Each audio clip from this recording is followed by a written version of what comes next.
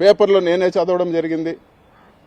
డిస్టిలరీలో SPY Reddy డిస్టిలరీలో నాకు భాగం ఉందని చెప్పి మాట్లాడారు. ప్రూవ్ చేయమని చెప్పి నేను అడుగుతా ఉన్నాను. నేను ఎన్నిసార్లు మాట్లాడినా కూడా ఇప్పుడు వరకు కూడా ఎక్కడ మీ అధికారం ఉంది, మీ డిపార్ట్మెంట్ ఉంది, మీరు ప్రూవ్ చేయండి, మీ ఆరోపణలు ప్రూవ్ చేయండి, లేకపోతే క్షమాపణ చెప్పమని చెప్పి కూడా నేను కోరుతా ఉన్నాను. క్లియర్గా మీ దగ్గర రికార్డ్స్ పెట్టుకొని నిన్న ఎత్తిన డ్రామాలో 75 ఎకరాలు ఫారెస్ట్ ల్యాండ్, ఇది పట్టా ల్యాండ్ కాదని చెప్పి కూడా మీరు చెప్పడం జరిగింది. మరి రికార్డ్స్ అన్ని కూడా క్లియర్గా చూపిస్తా ఉన్నాయి. 1965లోనే సెంట్రల్ గవర్నమెంట్ గెజెట్ ఇచ్చింది. అదేవిధంగా రెవెన్యూ డిపార్ట్మెంట్లో కూడా రికార్డ్స్ ఉన్నాయి. మరి మీరు ఈరోజు ఏం జవాబు చెప్తారని చెప్పి కూడా నేను అడుగుతాను.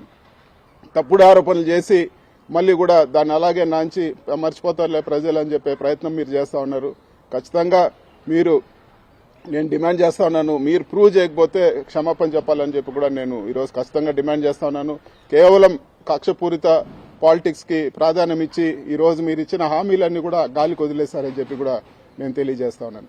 ఇంకా కూడా 2 విషయాలైతే నేను ఖచ్చితంగా 2 విషయాలు చెప్పదలుచుకున్నాను.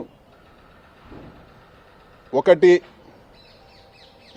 మీరు ఎన్ని ఇబ్బందులు పెట్టినా, మీరు ఎన్ని కేసులు పెట్టినా, మీరు ఎన్ని తప్పుడు ప్రచారాలు చేసినా మేము ఎదుర్కొనేదానికి సిద్ధంగా ఉన్నాము. భయపడే ప్రసక్తే లేదు, ఖచ్చితంగా భయపడే ప్రసక్తే లేదు. మీరు ఎన్ని ఇబ్బందులు పెడితే అంత రెట్టింపు ధైర్యంతో ఖచ్చితంగా ఫైట్ బ్యాక్ చేస్తాము.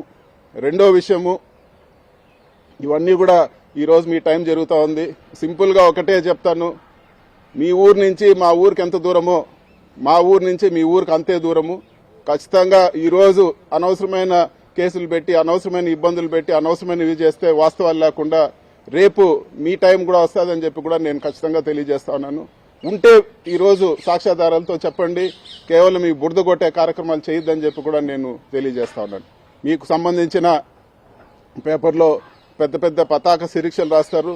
ఆ ల్యాండ్ వాల్యూ అంతా కూడా గవర్నమెంట్ నిర్దేశించిన వాల్యూ 3 కోట్ల లోపల ఉంటే మీరు రాసిన ఆ 2 పేజీల విలువ యాడ్ వేసినా కూడా 3 కోట్లు వచ్చేది. ఇంత దారుణంగా అసలు ల్యాండ్ విలువ కూడా తెలియకుండా ఏదో జరిగిందని చెప్పి మీరు ఈరోజు ఇంత ఘోరమైన ఆర్టికల్స్ రాస్తా ఉన్నారు. ఇది తప్పు. ఖచ్చితంగా అన్నిటికీ ఇప్పటి వరకు సరే ఏదో గవర్నమెంట్ మారిందని ఆలోచన పరిస్థితి ఉంది. ప్రతి దానికి కూడా చేసేదానికి ప్రతి దానికి కూడా ఖచ్చితంగా ఫైట్ బ్యాక్ చేస్తాను. ఈనాడు గ్రూప్ కూడా నేను చెప్తా ఉన్నాను, అనవసరంగా మీరు ఇంత ఘోరమైన దుష్ప్రచారం చేశారు. మీ విషయాలు మీరు రాష్ట్రం అంతా దుష్ప్రచారం చేశారు, కానీ నేను మీ విషయాలన్నీ కూడా నిజాలు పార్లమెంట్ లో మాట్లాడతానని చెప్పి కూడా నేను తెలియజేస్తా ఉన్నాను. ఖచ్చితంగా ఫైనాన్స్ కమిటీ మెంబర్ గా ఉండా ఫైనాన్స్ మినిస్టర్ రేపు బడ్జెట్ డిబేట్ లో కూడా మీ విషయాలన్నీ కూడా లేవనెత్తాను. ప్రధానమంత్రికి కూడా రిప్రజెంట్ చేస్తాము. ఇవన్నీ కూడా ఉండవల్లి అరుణ్ కుమార్ పెద్దలు ఉండవల్లి అరుణ్ కుమార్ గారితో కూడా మాట్లాడి ఈ కేసులన్నింటిలో కూడా ఆయనకు తోడ్పాటుగా ఉంటానని చెప్పి కూడా నేను తెలియజేస్తాను. ఇవన్నీ కూడా ఏదో మేము ఏం చేసినా పడుంటారనే భావన ఖచ్చితంగా కనపడతా ఉంది. లేదు, ఖచ్చితంగా తిరిగి ఫైట్ చేస్తామని చెప్పి కూడా నేను తెలియజేస్తాను. Thank you.